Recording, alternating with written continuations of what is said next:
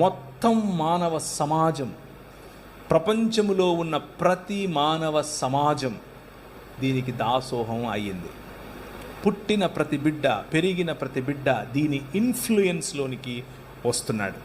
ఈ తోట, ఆయన వేసినటువంటి సుందరమైన ఈ వనం, భూమి ఆకాశములు అనే ఈ భవనం, అందులో మనం కోల్పోయినటువంటి భూమి ఇప్పుడు మనకు కనిపిస్తుంది. భూమి కోల్పోయినటువంటి మనుష్యులు సేవకులై, ఎవరికి? శోధకునికి సేవకులై బ్రతుకుతూ ఉన్నారు. This is the problem. ఈ ప్రాబ్లం నుంచి విడిపించటానికి వచ్చిన వాడే మన ప్రభు అయిన యేసుక్రీస్తు. అయితే యెషయా గ్రంథం మొత్తాన్ని గనక మీరు చదివితే, ఇప్పుడు సమయం లేదు, దానికి ముందుగా యెషయా గ్రంథం పోవటానికి ముందుగా ఒకసారి చూడండి దయచేసి. హబక్కూకు గ్రంథము 2వ అధ్యాయం 18 నుంచి చదువుతున్నాను.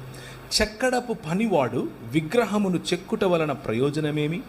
పనివాడు మూగ బొమ్మను చేసి తాను రూపించిన దాని యందు నమ్మిక ఎంచుట వలన ప్రయోజనమేమి?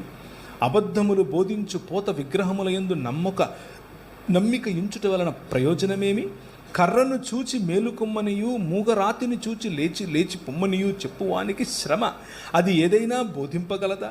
అది బంగారముతోనూ వెండితోనూ పూత పూయబడును గాని దానిలో శ్వాస ఎంత మాత్రమునూ లేదు. అయితే యెహోవా తన పరిశుద్ధాలయములో ఉన్నాడు, ఆయన సన్నిధి లోకమంతా మౌనముగా ఉండుడి.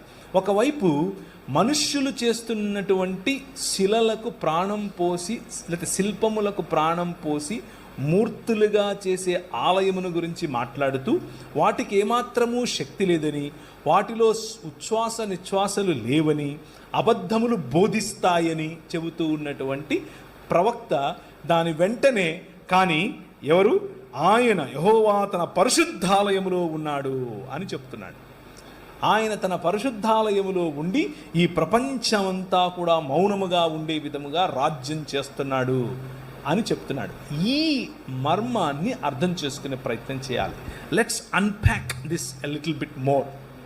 ఆ అన్ప్యాకింగ్ క్రమంలో మీకు గుర్తుంచుకోవాల్సినటువంటి విషయం ఏమిటి అనంటే, క్రీస్తు యొక్క రాకడ ఈ అంధకార సంబంధమైన దురాత్మ సమూహముల యొక్క అధికారం నుంచి విడిపించటం ఒకటైతే, రెండవదిగా శోధకుడిని అందరి ముందు నువ్వు మూగోడివి, నువ్వు చెవిటోడివి, నువ్వు చేతకానోడివి, నువ్వు నా ప్రజల మీద అధికారం లేనోడివి అని నిరూపించటం కోసం వచ్చి